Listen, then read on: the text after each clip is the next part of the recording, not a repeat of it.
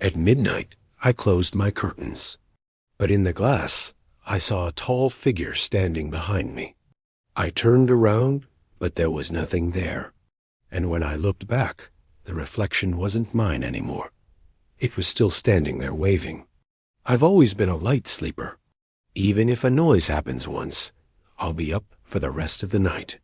So when I heard a knock at the door at 3 a.m., I was instantly alert. I opened my eyes to see the curtains moving slightly in the breeze from the open window.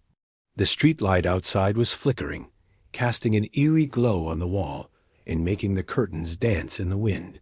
I tried to focus on the rhythmic creaking of the old house, anything to get my mind off the unsettling sight. But the longer I stared at the curtains, the more I convinced myself that there was something out there, something just beyond my perception, something that was toying with me. As the minutes ticked by, my anxiety started to build. I could feel my heart pounding in my chest, threatening to burst out. Then I had an idea. Maybe if I turned off the light, whatever was out there would think I wasn't home and leave me alone. So I got out of bed and walked over to the switch. As the room plunged into darkness, I felt a sudden chill.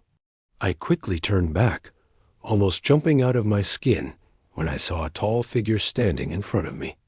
Relief washed over me. It was just a dream. I was safe.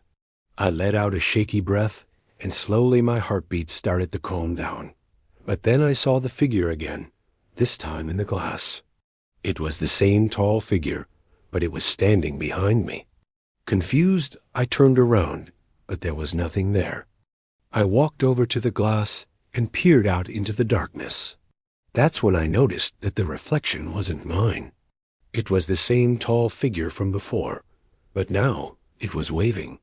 And as I watched in horror, the figure stepped out of the reflection and vanished into the shadows. I stood there frozen, unable to move or speak.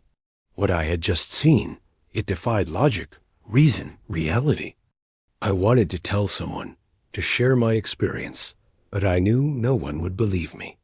So I've kept it a secret, buried it deep inside, hoping to forget it ever happened.